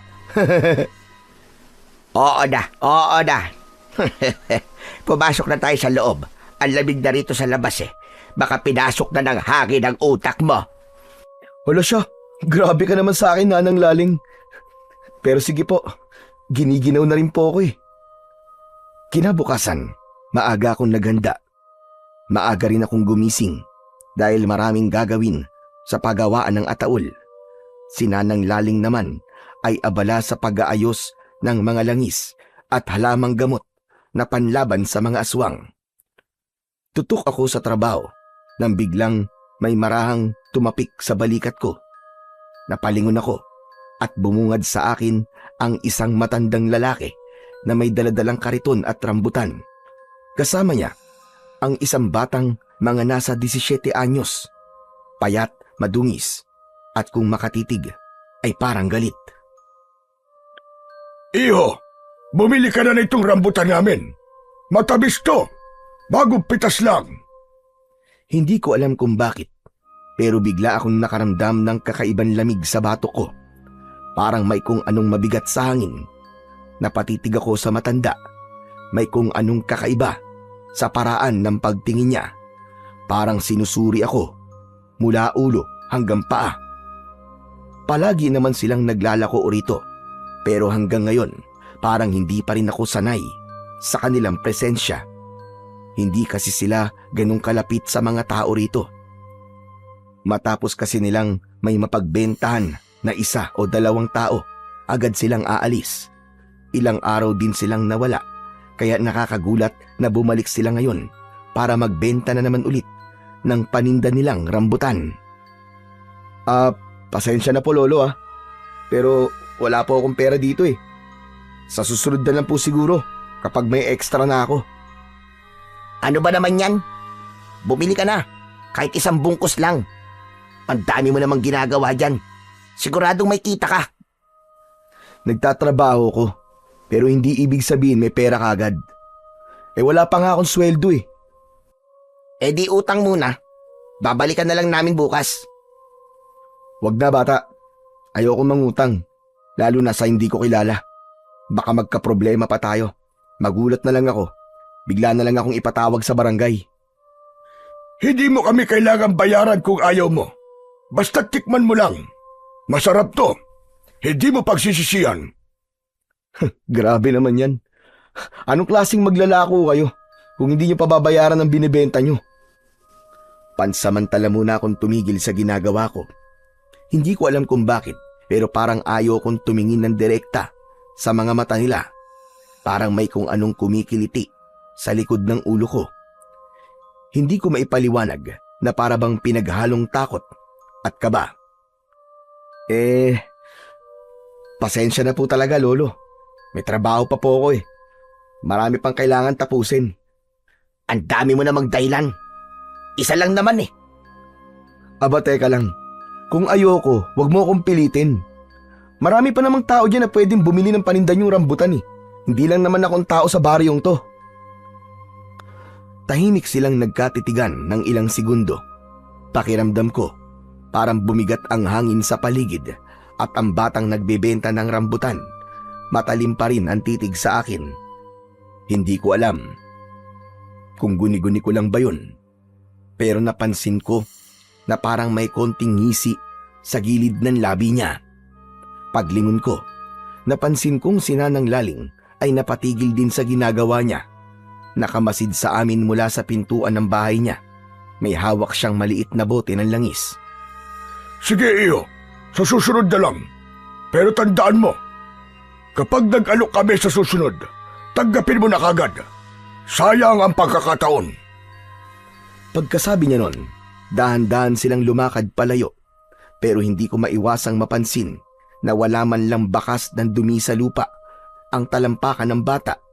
Kahit pa, nakayapak lang ito at ang mas nakakatakot, wala silang anino.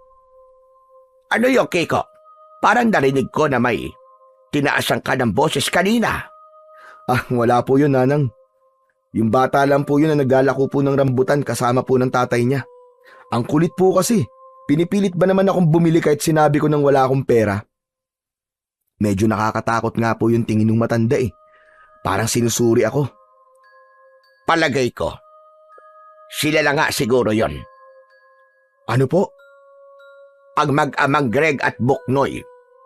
Ilang beses ko na silang narinig na naglalako sa kanto ng bawat baryo sa barangay natin.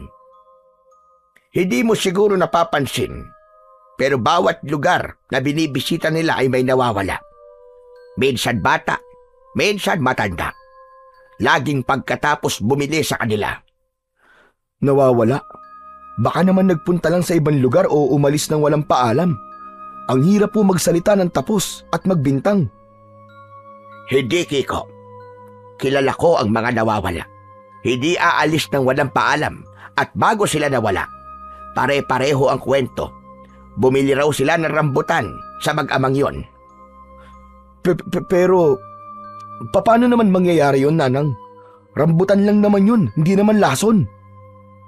Hindi lason, Kiko. May mga nilalang na kayang magpanggap bilang tao. Kapag natikman mo ang alok nila, doon ka nila makukuha. Yun ang paraan nila para maanyayahan ang kaluluwa mo sa kanila. Kaya pala, Nanang Laling. Kaya pala parang iba ang pakiramdam ko nang tumingin sa akin yung matanda. Parang malamig, pero mainit naman. Tapos ang bigat.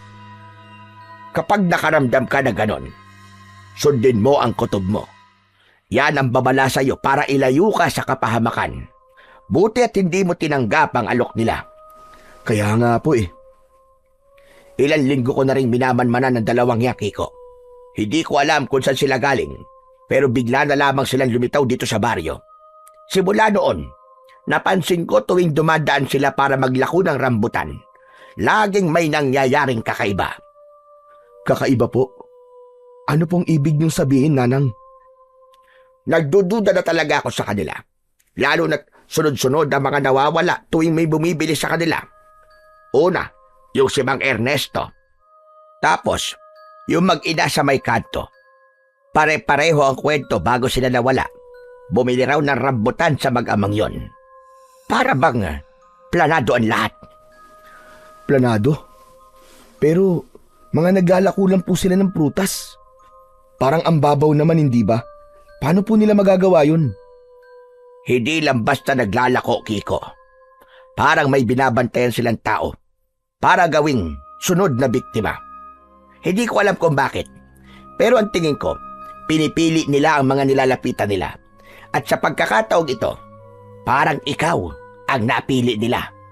Ho, ako po. Pero bakit ako naman po, Nanang? Baka may nakita sila sa'yo. O baka naaamoy nila ang dugo mo.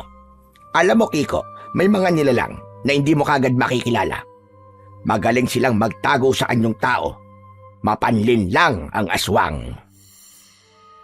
Alam niyo po, Nanang, kanina kinilabutan po ako nang makita kong walang anino yung mag-ame. At kahit nakayapak, malinis po ang talampakan nila.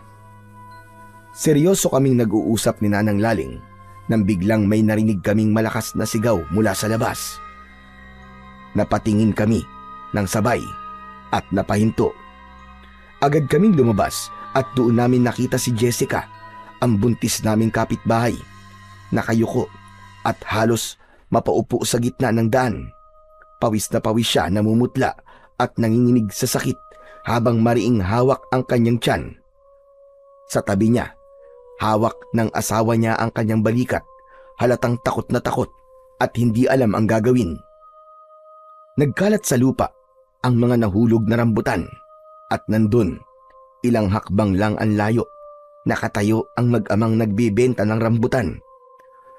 Nakatira silang mag-ama sa kabundukan kung saan din sila nagtatanim ng kanilang rambutan na ibinibenta. Mariin itong nakatitig kay Jessica, habang ang anak naman itong si Buknoy ay nakatingin, parang natutuwa pa sa kaguluhang nakikita. Tignan mo nga naman. Mukhang masaya pa talaga sila. Oo nga po eh. Nanang, tignan mo, nakangisi pa. Yung mukha nila, mukhang naka-jackpot eh. Lumakad kami ni Nanang palabas at habang papalapit kami, lalo pang lumakas ang sigaw ni Jessica. Halos gumulong na siya sa kalsada sa sobrang sakit ng kanyang tiyan. Ang mga tao sa paligid ay nagsipagtakbuhan. Ang iba'y tumulong, ang iba namay napaatras sa takot. Tulungan niyo kami! Tumawag kayo ng masasakyan! Bigla na lang sumakit ang tiyan ng kasama ko! Wala pa naman sa tamang buwan! Tulungan niyo kami! Habang nagkakagulo ang lahat, napansin ko na muling kumukulo ang langis sa kamay ni Nanang Laling. Mabilis ko itong tinakpan ng palad, pero hindi pa rin huminto ang pag-init ng kulo nito. Ito na nga ba sinasabi ko? Lalo pang tumindi ang sigawan at kaguluhan. Ang mga aso sa paligid ay umaalulong kahit tirik na tirik ang araw. Kiko, kumuha ka sa loob ng asin na may basbas at dasal. Bilisan mo! Agad akong tumakbo papasok habang si Nanang Laling ay lumapit kay Jessica at pilit pinakalma ito. Sa gilid, nakikita ko rin na hindi umaalis sa kinatatayuan ang mag-amang Greg at Buknoy. Nakamasid lang, para bang may hinihintay. Nang makalabas ako, agad kong dinala kay Nanang Laling ang asin na sinabi niya. Mabilis niya itong kinuha sa akin at walang pag-aalinlangang isinaboy niya yung kay Jessica habang patuloy itong napapahiyaw sa sakit. Tibayan mo, Jessica! Paglabanan mo! Ngunit kahit paulit-ulit niyang binubudburan ng asin at pinapahiran langi si Jessica, hindi pa rin humuhupa ang sakit. Lalong lumakas ang kanyang sigaw at nakita naming dinudugo na siya. Ang asawa niya ay halos maiyak na sa takot. May masamang nangyayari dito, Kiko. Hindi ito normal na panganganak lang. Makalipas ang ilang minuto, dumating din ang tricycle at mabilis nilang isinakay si Jessica. Patuloy pa rin siyang umiiyak habang yakap ng asawa. Kinabukasan, dumating ang balita mula sa ospital. Nakaligtas si Jessica pero halos mawala ng dugo. Ang mas masakit, ang sanggol na ipinanganak niya ay hindi na umabot. Buhay pa raw sana pero nagkaroon ng komplikasyon sa loob ng sinapupunan. Sa gilid ko, nakita kong nakatayo si Nanang Laling. Wala siyang imik pero mababasa sa mukha niya ang lungkot at pag-aalala. Hindi maaari ito. Iba talaga ang kutob ko, Kiko. Hindi ako mapalagay mula nang nanganak ng biglaan si Jessica. Para bang may kung anong hindi tamang nangyayari. Kahit ako rin naman po, Nanang Laling Hanggang ngayon, nanginginig pa rin po ako kapag naaalala ko po yung itsura ni Jessica. Parang hindi nga po normal ang nangyari. Ilang araw pa lang ang nakakalipas. Malakas at masigla pa siya. Tapos bigla na lamang nangyari yon. Nawala man lang senyales. At yung mag-ama po, nandun po sila, di ba? Kita kong nakatayo lang sa isang tabi. Hindi man lang tumulong. Pero parang aliw na aliw pa sa nangyayari. Yan din nga ang napansin ko. Yung ngisi ng batang yon. Nako, hindi ngiti ng bata yung Kiko.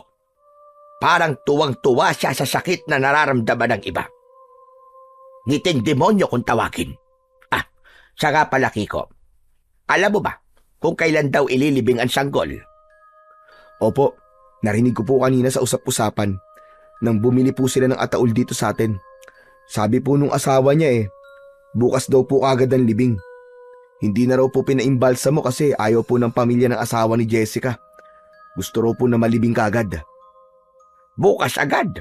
Aba, napakabilis naman. Yun daw po ang gusto nila At saka, kapag pinatagal pa po, babaho daw ang katawan ng bata. Kung yan naman ang gusto ng pamilya nila, ang mailibing kagad ng bata, bakit nga ba tayo tututol, hindi ba? Oo nga po, Nanang Laling. Siguro nga, gusto na lang nilang matapos na ang lahat ng yun. Pero, Nanang Laling, hindi ko pa rin po maiwasan yung pakiramdam po na may maling nangyayari. Kaya nga kailangan nating magmasid ng maigi. Hindi pa tapos ito. May mangyayari pa rin na hindi maganda. Nang bandang hapon, nakita ulit namin ang mag-amang naglalako ng rambutan. Paikot-ikot sila sa baryo. Pareho pa rin ang bihis nila at pareho pa rin ang mga ngiti. Mga ngiting nakakaasiwa. Nanang Laling, tignan nyo. Ayan na naman sila. Huwag ka kikilos. Hayaan mo muna. Tignan natin kung kanino sila lalapit ngayon. Ilang sandali pa, lumapit na naman sila sa mga bahay. Nag-aalok ng rambutan. Ngunit pansin namin ni Nanang Laling na kakaiba ang ginagawa nila. Hindi lahat ay nilalapitan nila. Pinipili lang nila. At ang iba, diretsyong nilalampasan lang. Nanang, parang hindi sila basta-basta naglalako, no? Oo, Kiko. Para bang may tinitignan sila sa bawat bahay. May sinusundan silang amoy o tanda. Pagkalipas ng halos 1 oras, lumipat na sila sa kabilang kalye. Doon nagdesisyon si Nanang Laling na kumilos na. Kiko, sundan natin sila. Pero wag kang lalapit kagad. Ianda mo muna ang mga gamit natin. Kunwari ibibili ka para hindi magduda. Ha? Ako po? Paano po kung makahalata po sila? Huwag kang matakot. Magtiwala ka lamang sa sarili mo.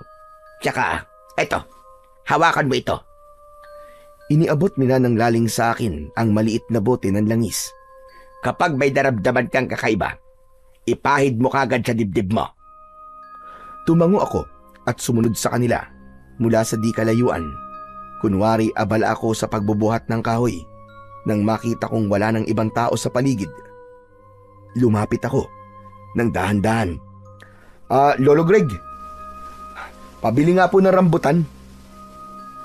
Napatingin sa akin ang matandang si Greg. Ngumiti siya pero kakaiba. Malamlam at mabagal ang paggalaw ng kanyang labi. Sayang naman anak. Wala na kaming dala ngayon. Ay, ganun po ba? Sayang naman. Akala ko meron pa eh. Kung gusto mo talaga, sumama ka na lang sa amin. Marami pa sa lugar namin. Doon ka na lang bumili. Saan po ba yun? Sa kabila ng bundok, malapit sa sapa. Hindi mo mapapansin kung hindi mo alam ang daan. Pero kung gusto mo, sumama ka na lang sa amin para hindi ka maligaw. Habang nagsasalita siya, napansin ko ang ngisi ni Buknoy. Kinilabutan ako, pero sinubukan kong ngumiti. Naku, malayo pala lolo. Mga ilang oras po lalakarin? Mga 2 oras lang. Pero kung sasama ka ngayon, mas maganda. Mas madilim kasi doon sa gabi. Baka bukas na lang po siguro. May trabaho pa po kasi ako ngayon eh. Sayang. Sayang talaga. Madalang pa naman ang bumibisita sa amin. Pero sige, kung magbabago ang isip mo, sinabi naman namin ang daan, di ba? Sabay na silang tumalikod at habang naglalakad sila palayo, napansin kong hindi sila lumalakad gaya ng normal na tao. Ang mga paa nila halos hindi tumatama sa lupa. Pag-alis nila ay siya ring pagbalik ko kay Nanang Laling. Ano sabi? Sabi nila, wala na raw po silang tindi. Pero inaalok po ako na pumunta sa lugar nila, dun daw sa may bundok. Malapit daw po sa may sapa. Sa bundok? Aba Kiko, walang bahay doon. Puro punong kahoy at bangin. Dapat na tayo may gawin, Kiko. Bago pa tayo nila ubusin. Tuso sila kung gumalaw. Lumalim na ang gabi. Habang ang iba ay nagpapahinga, kami naman ni Nanang Laling ay abala sa paghahanda ng mga dala namin. Susugurin namin ang mag-amang aswang bago pa kami nila maunahan. Nanang, sigurado po ba kayo rito? Delikado yata kung totoong aswang sila. Kiko, minsan kailangan mong harapin ang takot para tapusin ito. Ilang pamilya na ang nasira. Hindi na natin hahayaang may sumunod pa. Tama po kayo, Nanang Laling. Pagsapit ng 9:00 ng gabi, nagsimula na kaming maglakad patungo sa direksyong sinabi ni Greg. Madilim ang daan at tanging liwanag lamang ng gasera ang nagsilbing ilaw namin. Sa bawat yapak, naririnig ko ang mga layang dahon na natatapakan namin. Pagdating namin sa may dulo ng kagubatan, biglang bumigat ang hangin. Ang mga kuliglig ay biglang tumahimik at ang buwan ay natatakpan ng ulap kaya mas lalong dumilim ang paligid. Nanang Laling, parang may nakatingin po sa atin. Alam ko. Kaya maghanda ka, Kiko. Talasan mo yung pakiramdam. Sa di kalayuan, may liwanag akong napansin. Parang mula sa isang maliit na bahay. Dahan-dahan kaming lumapit. Nang mas lumapit pa kami, napansin naming hindi bahay yun, kundi parang lumang kubo na may nakasabit na mga tuyong balat ng hayop. Nanang, naamoy mo ba? Parang amoy ng dugo. Oo, Kiko. At tignan mo sa lupa. May mga buto. Nang papalapit na kami, biglang bumukas ang pinto. Lumabas si Buknoy, bitbit ang gasera. Nakangiti siya, pero malamig ang mga titig. Aba, dumating din kayo. Sabi ko na nga be, hindi kayo makakatiis. Sumunod sa kanya si Lolo Greg. Bitbit ang isang itim na sako. Sa sako, tila may gumagalaw. Ang tapang nyo naman. Bihira ang mga bumibisita rito. At hindi na nakakabalik. Biglang lumapit si Nanang Laling. Hawak ang bote ng langis. Tigilan nyo na itong ginagawa nyo. Alam namin kayo ang dahilan ng mga nawawala sa baryo. Ngumiti lang si Lolo Greg. Dahan-dahan niyang binuksan ang sako at mula roon may lumabas na tunog ng iyak ng sanggol. Ngunit nang ilawan namin, hindi sanggol ang laman, kundi isang maliit na nilalang na kulay abo ang balat. May matutulis na kuko at mata na pulang-pula. Diyos ko! Anong nilalang yan? May bagong panganak na aswang. Anak yan ng aswang, Kiko. Tarantado ka talaga, Greg. Nagparami ka pa talaga ng lahi mo. Sumigaw si Nanang Laling at mabilis na isinaboy ang langis. Nagliyab sa ere ang isinaboy nitong langis, pero mabilis na naiwasan yun ni Lolo Greg. Hindi mo kami matatalo, Laling! Matagal na kitang kilala! Alam naming mahina ka na! Mahina pala. Halika't lumapit ka. Tapusin na natin ito ngayon din. Itinapon ni Nanang Laling ang asin sa paligid. Paikot sa kanila habang mariing nakapikit at bumubulong ng orasyon. Ramdam ko ang panginginig ng lupa sa bawat bigkas ng dasal ni Nanang Laling. Sa ngalan ng liwanag at ng may kapal, lumayas ang mga anak ng dilim. Isinaboy niya ang asin sa harapan ni Buknoy. Pagdampi ng asin sa balat nito, napasigaw siya ng ubod ng lakas. Ang balat niya ay biglang nagsimulang mamula. Pagkatapos ay nagkabukol-bukol at nagbitak-bitak. Aray! Tama na! Tama na! Habang patuloy ang sigaw niya, unti-unting nagbabalat ang kanyang katawan. Ang dating mukhang inosenteng bata ay nag-iba ang mga mata. Lumiit at naging kulay dilaw. Ang mga ngipin niya biglang tumubo ng mahahaba at matutulis. Parang hayop na gutom na gutom. Ang kanyang mga kamay ay nanginig at tumubo rin ang mahahaba nitong mga kuko. Matalim, nakakatakot na ang muka nito. Nanang, tama nga kutob natin. Hindi nga sila tao. Alam ko, Kiko. Kaya huwag kang lalapit sa kanila ng basta-basta. Akala nyo matatalo nyo kami. Ang asin nyo, mahina. Hindi nyo ako mapipigil. Lalong tumalim ang kanyang mga ngipin at ang dila niya ay biglang humaba. Para bang ahas na handang tumuklaw anumang sandali. Pati ang balat niya ay naging kulay abo na rin. Makinis na para bang balat ng isang paniki. Muling isinaboy ni Nanang Laling ang asin, kasabay ng paghawak sa bote ng langis. Sinindihan niya ito at itinapon sa harapan ng aswang na si Buknoy. Si Buknoy ay nagngangalit. Umatungal ito ng malakas at sinubukan lumusob kay Nanang Laling. Ngunit tinamaan siyang muli ng asin sa muka. Nagsimula itong umusok at magbalat na parabang sinusunog. Hindi nyo ako mapapatay! Walang hiya kayo! Tuso kayo! Lumayan niyo ang anak ko! Wala kayong puwang dito, mga halimaw! Bumalik kayo sa kadiliman kung saan kayo galing! Itinaas ni Nanang Laling ang maliit na krus at itinapat yon kay Buknoy. Bigla itong napahiyaw, sabay takbo palayo. Nanang, papunta siya sa tatay niya. Mula sa dilim, lumitaw naman si Lolo Greg. Galit ito at nakakunot ang noo.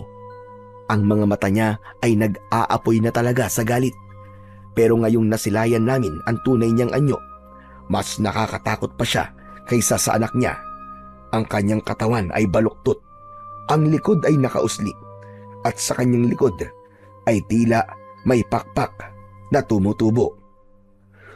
Pinahirapan mo ang anak ko, Laling! Ngayon, tignan natin kung makakauwi pa kayo ng buhay! Si Buknoy ay gumulong sa lupa, umiiyak at humahagulgol habang ang balat niya ay tuluyang nagbibitak-bitak at unti-unting nagiging abo. Tay! Ang init!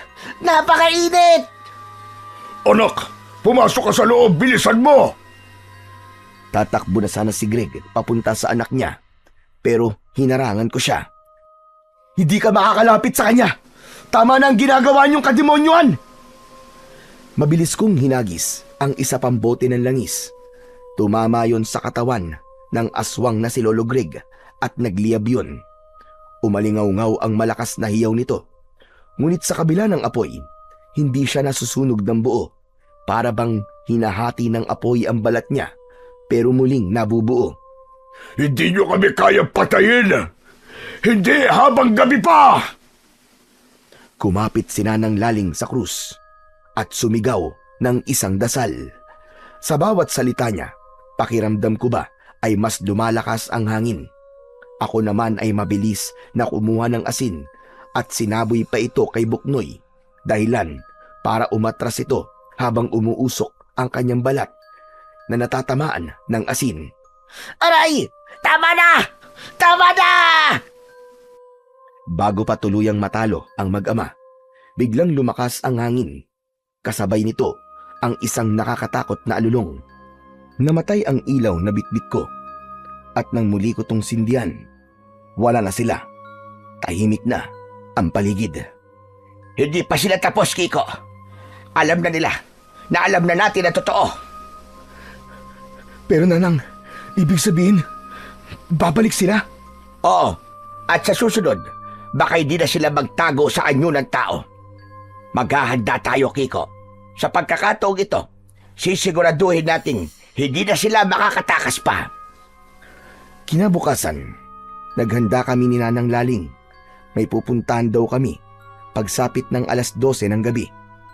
Hindi ko akalain na ang pupuntahan namin ay sementeryo pala at huhukayin namin ngayon ang puntod ng anak ni Jessica. Natahimik ako sandali. Hindi ko alam kung matatakot ba ako o maaawa. Pero nakikita ko sa muka ni Nanang Laling na buo ang loob niya. Gabi na nang magpasya kaming pumunta.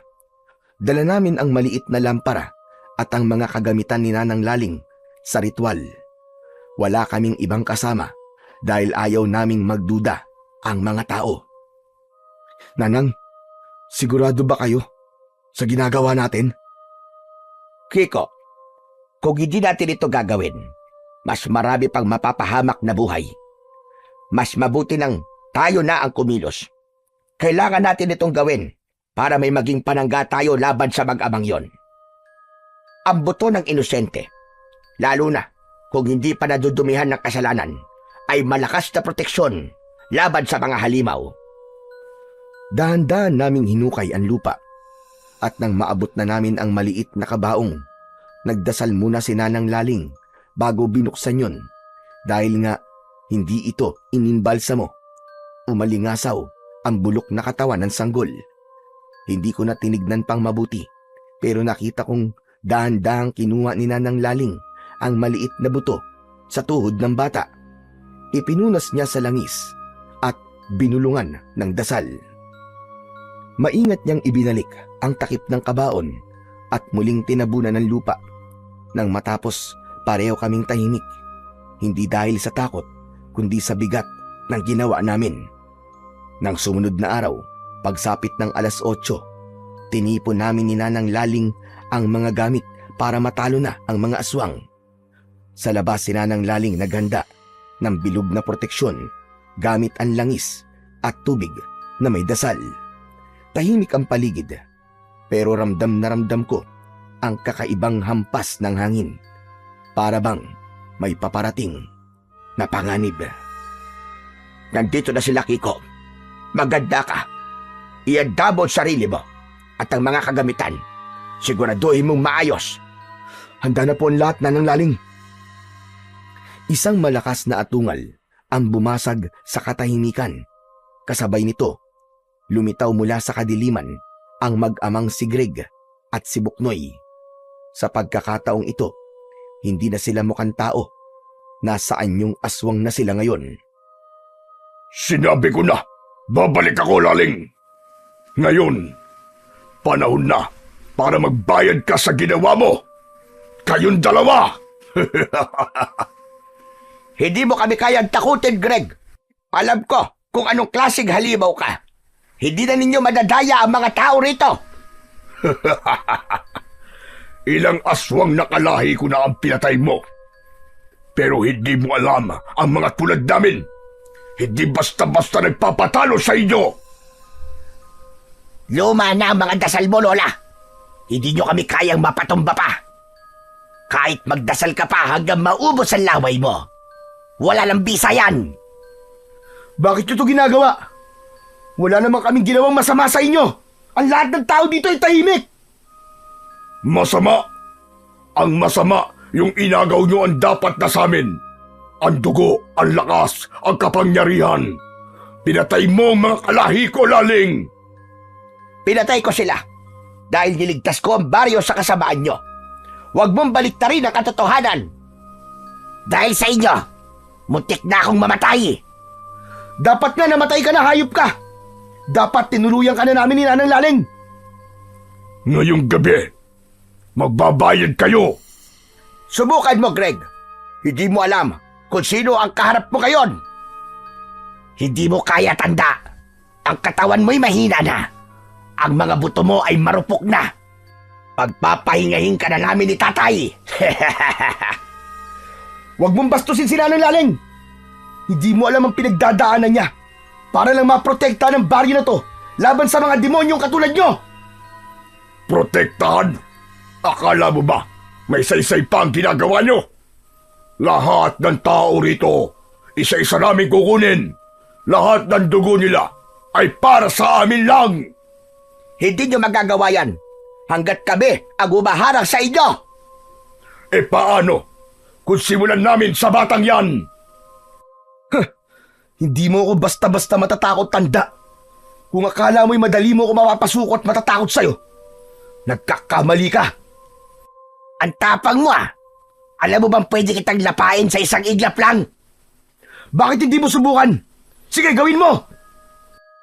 Lumipad bigla si Buknoy palapit sa akin. Ang bilis niya, pero nagawa kong umiwas. Halos sumayad ang kuko niya sa pisngi ko. Ramdam ko ang kabog ng dibdib ko, pero hindi ako umatras. Napalunok ako sa kaba, pero agad kong sinabuyan ng asin ang direksyon niya. Sumigaw siya nang dumampi ang asin sa balat at biglang nasunog. Kumalat ang amoy ng nasusunog na balat at halos mabingi ako sa sigaw na pinakawalan niya. Aray! Masakit! Siraulo ka! Yan ang gusto mo, di ba? Ibinigay ko lang ang gusto mo. Nakita kong lumapit si Greg sa direksyon ko. Ang ama niyang aswang, mas malaki ito at mas mabangis tignan. Ang mga mata niya ay parabang nagliliyab at nakakatakot. Tama na laro, Buknoy. Ako na ang tatapos sa kanila. Yun ang akala mo. Kilalanin mo muna ang pinapangga mo. Itinaas ni Nanang Laling ang bote ng langis at isinaboy nito yon sa paligid. Nagliyab bigla ang lupa at nagsimula siyang bumigkas ng orasyon. Taliwanag ng langit, itaboy ang mga nilalang ng dilim sa ngalan ng Ama, ng Anak, at ng Espiritu Santo. Habang sinasabi niya yon, nag-umpisa akong magbukas ng aklat ng kaalaman. Nanginginig ang kamay ko, pero pilit kong binasa ang mga salita kahit hirap ako sa pagbabasa ng luma at kupas na titik. Liwanag ng langit, dinggin mo ang panawagan ng mga banal. Itaboy ang kasamaan na nagtatago sa anyo ng tao. Sunugin sila sa impyerno! Muli akong sinugod ni Buknoy. Itinaas ko ang krus at isinaboy ang asin sa hangin.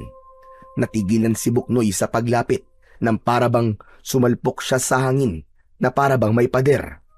Napaatras siya, pero sa likod ko, biglang lumitaw si Lolo Greg at hinablot ako sa balikat.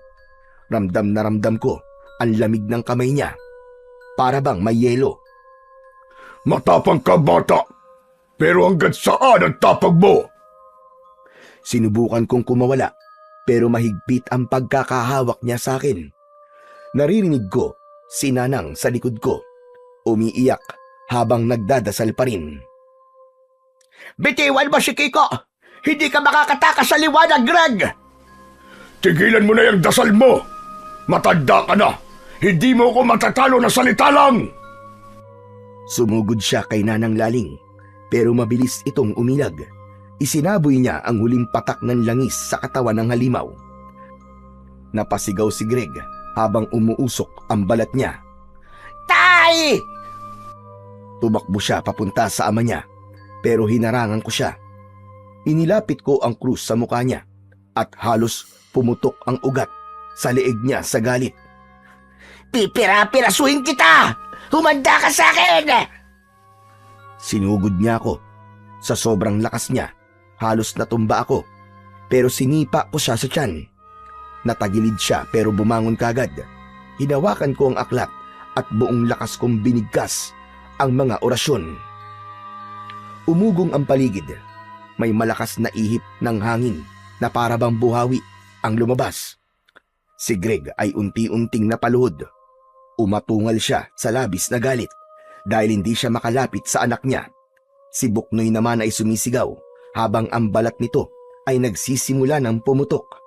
Para bang binalatan siya ng buhay. Tumigil ka na, Kiko! Itigil mo na yan! Huwag kang titigil, Kiko! Ipagpatuloy mo lang ang pagbabasa ng aklat ng kaalaman! Huwag kang pagpapatinag sa mga nilalag na ito! Kahit nangihina na, ipinagpatuloy ko pa rin ang pagbabasa sa aklat ng kaalaman. Sa liwanag ng langit, sunugin ang kasamaan sa ngalan ng Ama, ng Anak, at ng Espiritu Santo. Amen. Biglang kumidlat. Tinamaan ito ang gitna ng lupa kung saan nakatayo ang mag-ama. Isang nakakabinging sigaw ang umalingaw-ngaw sa paligid. Halos nabulag ako sa sobrang liwanag ng kidlat. At pagdilat ko, wala na silang dalawa. Wala na ang mag-amang aswang. Ang naiwan na lamang ay ang abo na unti-unti nang tinatangay ng hangin. Huminga ako ng malalim. Si Nanang ay napaupo naman sa lupa. Hawak pa rin ang mga bote ng langis niya. Nilapitan ko siya at inalalayan. Nanang Laling, tapos na po ba? Oo, Kiko. Tapos na. Grabe! Ang galing mo pala, Kiko! Kayo rin naman po, Nanang eh. Nagmana lang po ako sa inyo. Sabi ko naman sa'yo, hangga't may kabutihan sa puso ng tao, hindi kailanman mananalo ang kadiliman sa liwanag. Dahan-dahan siyang tumayo at inalalayan ko siya. Sabay kaming naglakad papasok sa loob ng bahay. Habang naglalakad kami ni Nanang Laling, napaisip ako, hindi pala kailangan ng sandata para maging bayani. Minsan, sapat na ang pananalig, tapang at malinis na puso. Ang dilim, laging nandyan lang yan. Pero basta't marunong tayong manindigan sa liwanag, hindi ito kailanman magtatagumpay.